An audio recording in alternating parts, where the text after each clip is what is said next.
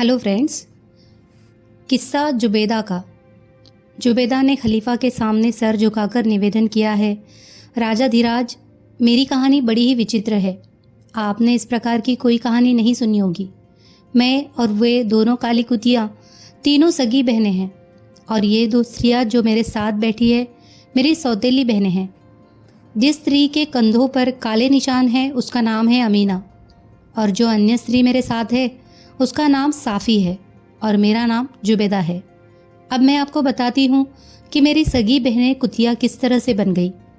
जुबैदा ने कहा कि पिता के मरने के बाद हम पांचों बहनों ने उनकी संपत्ति को आपस में बांट लिया। मेरी सौतेली बहनें अपना अपना भाग लेकर अपनी माता के साथ रहने लगी और हम तीनों अपनी माता के साथ रहने लगी, क्योंकि उस समय हमारी माता जीवित थी। मेरी दोनों बहनें मुझसे बड़ी थीं। उन्होंने विवाह कर लिए और अपने अपने पतियों के घर जाकर रहने लगी और मैं अकेली रहने लगी। कुछ समय के पश्चात मेरी बड़ी बहन के पति ने अपना सारा माल बेच डाला और मेरी बहन का रुपया भी उस रुपए में मिलाकर व्यापार के इरादे से वह अफ्रीका को चला गया और मेरी बहन को भी साथ ले गया। किंतु वहाँ जाकर उसने व्यापार के बजाय भोग विलास आरंभ किया और कुछ ही दिनों में अपना और मेरी बहन का सारा धन उड़ा डाला, बल्कि उसके वस्त्राभूषण आदि भी बेच खाए। फिर उसने किसी बहाने से मेरी बहन को तलाक दे दिया और घर से भी निकाल दिया। वह अत्यंत ही दीनहीन अवस्था में हजार दुख उठाती हुई बगदाद पहुंची और चूंकि उसके लिए और कोई स्थान नहीं था, अतएव मेरे घर आई। मैंने उसका बड़ा स्वागत सत्कार किया और उससे पूछा कि तुम्हारी यह दुर्दशा कैसे हुई। उसने अपनी करुण कथा सुनाई, जिसे सुनकर मैं बहुत रोई।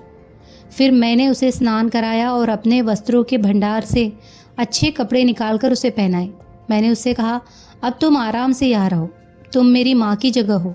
भगवान ने मुझ पर बड़ी दया की है कि तुम्हारे जाने के बाद मैंने रेशमी वस्त्रों का व्यापार किया, जिससे मुझे बहुत लाभ हुआ है। अब जो कुछ मेरे पास है वह भी अपना समझो और तुम भी मेरे साथ मिलकर यही व्यापार करो। नितांत उसके बाद से हम दोनों बहनें संतोष और सुख के साथ रहने लगी। अक्सर ही हम लोग अपनी तीसरी बहन को याद करते कि वह न जाने कहाँ होगी। बहुत दिनों तक हमें उसका कोई समाचार नहीं मिला कि वह कहाँ है और किस दशा में है। किंतु अचानक एक दिन वह मझली बहन भी बड़ी बहन के समान दीनहीन अवस्था में मेरे पास आई, क्योंकि उसके पति ने भी उसकी संपूर्ण संपत्ति को उड़ा डाला था और फिर उसे तलाक देकर अपने घर से निकाल दिया था और वो भी गिरती पड़ती बगदाद पहुंचकर मेरे घर में शरण लेने के लिए आई थी। मैंने उसका भी बड़ी बहन की भांति स्वागत सत्कार किया और उसे बड़ा दिलासा दिया। वह भी आराम से रहने लगी। लेकिन कुछ दिनों बाद इन दोनों ने मुझसे कहा कि हमारी रहने से तुम्हें कष्ट भी होता है और हम पर तुम्हारा पैसा भी खर्च होता है, इसीलिए हम लोग फिर से विवाह करेंगे। मैंने कहा, यदि मेरी असुविधा भर से तुम्हें यह ख्याल पैदा हुआ है कि विवाह कर लेना चाहिए तो यह बेकार बात है, क्योंकि भगवान की दया से व्यापार में मुझे इतना लाभ हो रहा है कि हम तीनों बहनें जीवन पर्यंत आनंद और सुख सुविधा से रह सकती है। तुम्हें मेरे पास कोई कष्ट न होगा। तुम्हारे विवाह करने की इच्छा को सुनकर मुझे बड़ा आश्चर्य है। तुम लोगों ने अपने अपने पतियों के हाथों इतने कष्ट उठाए हैं, फिर भी मुसीबत में पड़ना चाहती हो। अच्छे पतियों का मिलना अत्यंत दुष्कर है, इसीलिए तुम विवाह का विचार छोड़ दो। इस प्रकार मैंने उन्हें बहुत समझाया, लेकिन वे दोनों अपनी बात पर दृढ़ रही। वे मुझसे कहने लगी, तुम हमसे अवस्था में कम है किंतु बुद्धि में अधिक है, किंतु जितने दिन रह लिया उससे अधिक हम तेरे घर में न रहेंगे, क्योंकि आखिर तू हमें अपनी आश्रिता ही समझती होगी और अपने हृदय में हमारा सम्मान दासियों से अधिक नहीं करती होगी। मैंने कहा, यह तुम लोग क्या कह रही हो? मैं तो तुम्हें वैसा ही अपने से ज्येष्ठ और सम्माननीय समझती हूँ जैसा पहले ज़माने में समझती थी। मेरे पास जो भी धन संपत्ति है वो तुम्हारी ही है।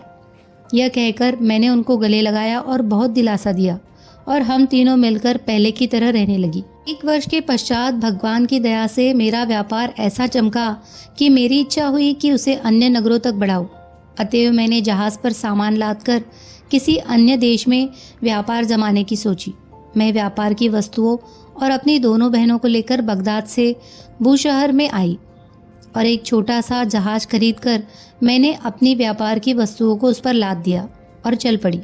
वायु हमारे अनुकूल थी, इसीलिए हम लोग फारस की खाड़ी में पहुंच गए और वहां से हमारा जहाज़ हिंदुस्तान के लिए चल पड़ा। 20 दिन बाद हम लोग एक टापू पर पहुंचे, जिसके पिछले भाग में एक बहुत ऊंचा पर्वत था। द्वीप में समुद्र के किनारे ही एक बड़ा और सुंदर नगर बसा था। मैं जहाज़ पर बैठे बैठे बहुत ऊब गई थी, इसीलिए अपनी बहनों को जहाज़ पर ही छोड़कर एक डोंगी पर बैठकर तट पर गई। नगर के द्वार पर काफ़ी संख्या में सेना रक्षा के लिए नियुक्त थी और कई सिपाही चुस्ती से अपनी जगहों पर खड़े थे। उनका रूप बड़ा भयोत्पादक था। मैं कुछ डरी, किंतु मुझे यह देखकर आश्चर्य हुआ कि उनके हाथ पाँव में कोई हरकत नहीं होती थी, बल्कि उनकी पलकें भी नहीं झपकती थी। मैं पास पहुंची तो देखा कि सारे सैनिक पत्थर के बने हैं। मैं नगर के भीतर चली गई। वहां भी देखा कि हर चीज़ पत्थर की है।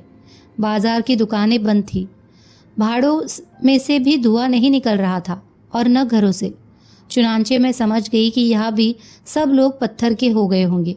मैंने नगर के एक ओर एक बड़ा मैदान देखा, जिसके एक ओर एक बड़ा फाटक था और उसमें सोने के पत्थर लगे थे। खुले फाटक के अंदर गई तो एक बड़ा दरवाज़ा देखा, जिस पर रेशमी पर्दा लटक रहा था। स्पष्टता ही वह राजमहल लगता था। मैं पर्दा उठाकर अंदर गई तो देखा कि कई चौबदार वहाँ मौजूद है। कुछ खड़े हैं, कुछ बैठे हैं, किंतु वे सब के सब पत्थर के बने हुए थे। मैं और अंदर गई, फिर वहाँ से तीसरे भवन में प्रविष्ट हुई। सभी जगह देखा कि जीता जागता कोई मनुष्य नहीं है। जो भी है वो पत्थर का बना हुआ है। चौथा मकान अत्यंत सुंदर बना था। उसके द्वार और जंजीरें सभी सोने के बने हुए थे।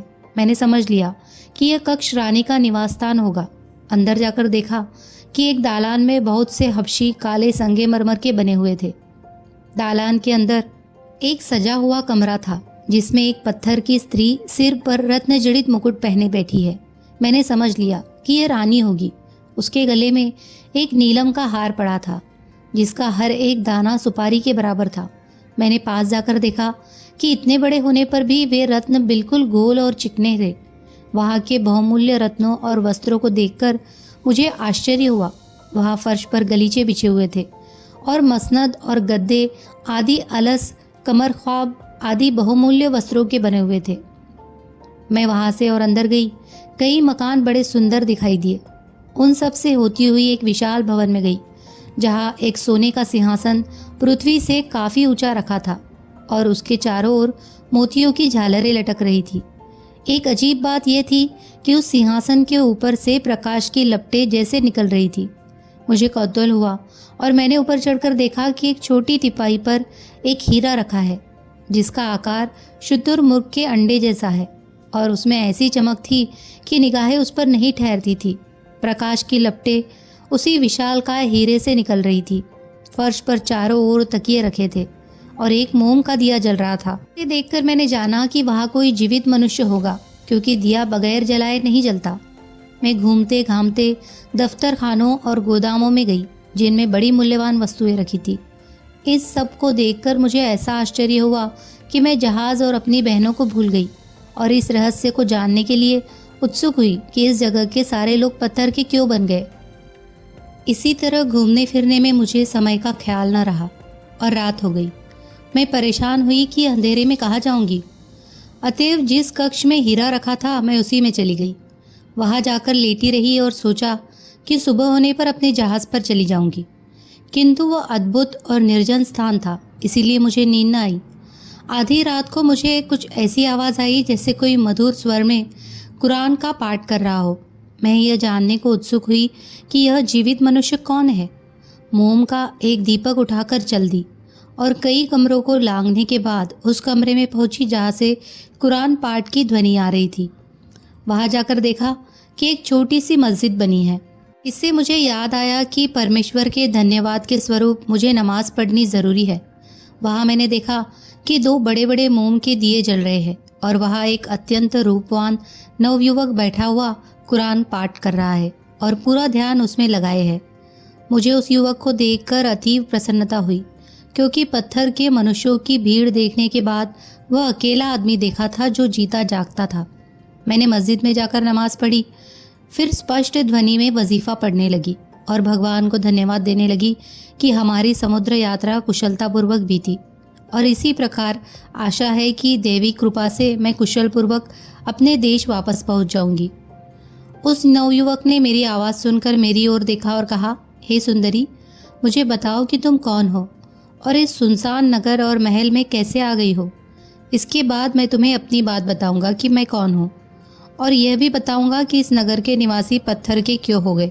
मैंने उसे अपना हाल बताया कि किस तरह मेरा जहाज़ 20 दिन की यात्रा के बाद यहाँ के तट पर पहुँचा और वहाँ से अकेली उतरकर मैं किस तरह इस महल में आई और यहाँ क्या क्या देखा। मैंने उससे कहा कि आप जैसा आपने अभी वादा किया है मुझे अपना हाल बताएं और यहाँ की अद्भुत बातों का भी रहस्योद्घाटन करें। उस युवक ने मुझे कुछ देर प्रतीक्षा करने को कहा। फिर उसने कुरान का निर्धारित पाठ भाग पढ़ना खत्म करके कुरान को एक जरी के वस्त्र में लपेटा और उसे एक आले में रख दिया।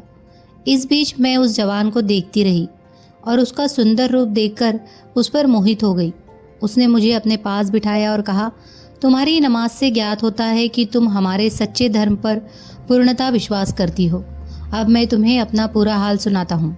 इस घर का बादशाह मेरा पिता था। उसका राज्य बड़ा विस्तृत था, किंतु बादशाह और उसके सभी अधीनस्थ लोग नास्तिक थे। यही नहीं, वे नारदीन की उपासना भी किया करते थे, जो प्राचीन काल में जिन्नों का सरदार था। यद्यपि मेरे पिता और उसके साथी नास्तिक थे, किंतु मैं बचपन से ही मुसलमान था। कारण यह था कि मेरे लालन पालन के लिए जो दाई रखी गई थी वह मुसलमान थी। उसने मुझे सारा कुरान कंठस्थ करा दिया। उसने मुझे शिक्षा दी कि केवल एक ईश्वर ही पूज्य है, तुम उसे छोड़कर किसी और को न पूजना। उसने मुझे अरबी भी पढ़ाई और तफसीर की भी शिक्षा दी। यह सारा काम उसने दूसरों से छुपकर किया। कुछ दिन बाद दाई तो मर गई, किंतु मैं उसके बताए हुए धर्म पर दृढ़ रहा। मुझे इस बात का बड़ा दुख होता है कि मेरे सारे देशवासी नास्तिक और जिन के उपासक हैं। दाई की मृत्यु के कई मास बीत जाने पर आकाशवाणी हुई कि हे नगरवासियों, तुम लोग नारदीन की पूजा छोड़ दो और एकमात्र सर्वशक्तिमान परमेश्वर की पूजा करो। यह आकाशवाणी 3 वर्षों तक निरंतर होती रही, किंतु न बादशाह ने न किसी अन्य नगर निवासी ने उस पर ध्यान दिया। अपने हट पर दृढ़ रहे। 3 वर्षों बाद इस नगर पर ईश्वरीय प्रकोप हुआ और जो व्यक्ति जिस स्थान और जिस दशा में था वैसे ही पत्थर बन गया। मेरे पिता ही काले संगमरमर का बन गया और मेरी माँ सिंहासन पर बैठी बैठी ही पत्थर बन गई, जैसा तुमने देखा है। एक मैं ही मुसलमान होने के कारण इस दंड से बचा रहा। यह उस समय से और भी निष्ठापूर्वक मैं इस्लाम को मानने लगा। हे सुंदरी, मैं जानता हूँ कि भगवान ने तुम्हें मुझ पर कृपा करके यहाँ भेजा है, क्योंकि मैं यहाँ अकेलेपन से बहुत उबा करता था। मुझे उसकी बातें सुनकर उससे और प्रेम बढ़ गया। मैंने कहा, मैं बगदाद की निवासिनी हूँ। यहाँ किनारे पर बहुत से माल असबाब से लदा मेरा जहाज खड़ा है। जितना माल इसमें है उतना ही बगदाद में अपने घर छोड़ आई हूँ। मैं आपको यहाँ से ले चलूँगी और अपने घर में आराम से रखूँगी। बगदाद में खलीफा बड़े न्यायप्रिय है। वे आपके सम्मान योग्य कोई पदवी आपको ज़रूर देंगे। मेरा जहाज़ आपकी सेवा में है। आप इस स्थान को छोड़िए और मेरे साथ चलिए। नौजवान ने मेरा प्रस्ताव सहर्ष स्वीकार कर लिया। मैं सारी रात उस आकर्षक युवक से बातें करती रही। दूसरे दिन सुबह उसे लेकर अपने जहाज पर पहुंची। मेरी बहनें मेरी चिंता में दुखी थी। मैंने अपने पिछले दिन के अनुभव सुनाए और उस नौजवान की कहानी भी बताई। फिर मेरी आज्ञा से जहाज के मांझियों ने जहाज से व्यापार वस्तुएं उतार ली और उनकी जहाज वे अमूल्य रत्न आदि भर लिए जो मुझे महल में मिले थे। महल का सारा सामान तो एक जहाज में आ नहीं सकता था, इसीलिए मैंने चुनी चुनी बहुमूल्य वस्तुएं ही भरी और खाने पीने का सामान भी महल से लेकर जहाज पर लाद लिया। साथ ही शहजादे को भी जहाज पर चढ़ा लिया। इसके बाद असंख्य धन की स्वामिनी होने के साथ अपने प्रिय शहजादे के सानिध्य का सुख पाते हुए मैं स्वदेश की यात्रा आरंभ कर दी। किंतु मेरी बहनों को प्रसन्नता न हुई। शहजादा अत्यंत रूपवान और मिष्टभाषी था। वे मुझसे ईर्ष्या करने लगी। एक दिन उन्होंने मुझसे पूछा कि तुम इस शहजादे को ले जाकर कहाँ रखोगी और इसके साथ क्या करोगी। मुझे उनकी दशा देखकर हंसी आई और मैंने उन्हें चिढ़ाने के लिए कहा कि मैं बगदाद में इसके साथ विवाह करूंगी। मैंने शहजादे से कहा कि मैं चाहती हूँ कि आपकी दासियों में हो जाऊँ और जी जान से आपकी सेवा करूँ। शहजादा भी मेरे प्रयास को समझ गया और हंसकर बोला, तुम्हारी जो इच्छा हो वह करो। मैं तुम्हारी बहनों के समक्ष प्रतिज्ञा करता हूँ कि तुम्हारी प्रसन्नता के लिए तुम्हें अपनी पत्नी बनाऊंगा। दासी होने की बात न करो, मैं तो स्वयं तुम्हारा दास बन जाऊंगा। ये सुनकर मेरी बहनों के चेहरों का रंग उड़ गया और उनके हृदय में मेरे लिए घोर शत्रुता जागृत हुई। सारी यात्रा उनकी यही दशा रही, बल्कि उनका वैर भाव बढ़ता ही गया। जब हमारा जहाज बूशहर के इतना समीप आ गया कि अनुकूल वायु होने पर वह एक दिन में पहुंच जाता, तो रात को जब मैं गहरी नींद सो रही थी, मुझे और शहजादे को उठाकर समुद्र में फेंक दिया। शहजादा बेचारा तो उसी समय डूब गया, क्योंकि तैरना नहीं जानता था। लेकिन मैंने पानी में गिरते ही उछाल मारी और तैरने लगी। मेरी आयु पूरी नहीं हुई थी, इसीलिए मैं अंधेरे में भी संयोग से ठीक दिशा में बढ़ने लगी और कुछ घंटों में एक उजाड़ द्वीप के तट पर जा लगी। बूशहर का बंदरगाह उस स्थान से 10 कोस दूर था। मैंने अपने कपड़े उतार कर सुखाए और फिर उन्हें पहन लिया। इधर उधर घूमकर देखा तो कुछ फलों के वृक्ष दिखाई दिए। मैंने पेट भर फल खाए, फिर एक मीठे पानी के स्रोत से जल पीकर अपनी थकान दूर की थी। फिर एक पेड़ के साये में जाकर लेट गई। कुछ देर बाद मुझे एक लंबा सांप दिखाई दिया, जिसके शरीर में दोनों ओर पंख भी लगे हुए थे। वह सांप पहले मेरी दाहिनी ओर आया और फिर बाईं ओर, और इस सारे समय अपनी जीभ लपलपाता रहा। मैं इससे जाना कि इसे कुछ कष्ट है और यह मेरी सहायता चाहता है। मैंने उठकर चारों ओर दृष्टिपात किया। मुझे दिखाई दिया कि एक दूसरा सांप उसके पीछे पड़ा है और उसे खाना चाहता है। मैंने पहले सांप को बचाने के लिए एक बड़ा पत्थर उठाकर बड़े सांप के सर पर मारा, जिससे उसका सर फट गया और वो वहीं मर गया। पहला सांप अब पंख खोलकर आसमान में उड़ गया। मुझे यह सब देखकर आश्चर्य हुआ, किंतु मैं बहुत थकी थी, इसीलिए वहां से कुछ दूर एक सुरक्षित स्थान पर जाकर सो रही। जागने पर देखा कि एक हरित वसना सुंदरी मेरे सिरहाने 2 काली कुतिया लिए बैठी है। मैं उसे देखकर खड़ी हो गई और उससे पूछा कि तुम कौन हो? कहा, मैं वही सांप हूँ जिसकी जान उसके दुश्मन से तुमने बचाई थी।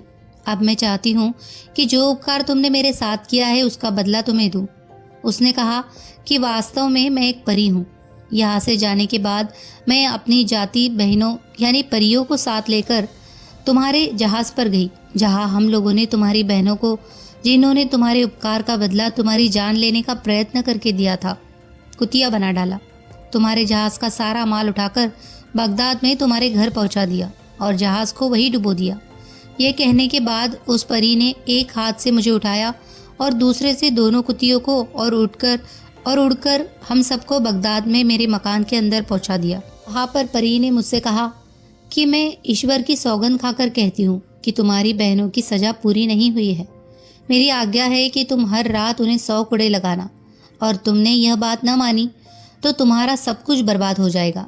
वैसे हम परिया तुम्हारी मित्र हो गई है और तुम जब भी हमें बुलाओगी हम आ जाएंगे। जुबैदा ने कहा कि हम उस परी के आज्ञानुसार हर रात को अपनी बहनों को, जो कुतिया बनी हुई है, 100 कोड़े मारती हूँ। लेकिन खून का जोश भी काम करता है, इसीलिए रोती हूँ और उनके आंसू पोंछती हूँ। अब अमीना की कहानी उसके मुंह से सुनिए। खलीफा को यह वृत्तांत सुनकर बड़ा आश्चर्य हुआ। उसने अमीना से पूछा कि तुम्हारे कंधों और सीनों पर काले निशान क्यों है? उसने बताया। अगर आप भी अमीना की कहानी सुनना चाहते हैं तो हमारी आने वाली अलिफ लैला की कहानी सुनिए। और अगर आपको हमारी कहानियाँ पसंद आ रही हो तो हमारे चैनल को सब्सक्राइब कीजिए, लाइक कीजिए, शेयर कीजिए और कमेंट कीजिए। धन्यवाद।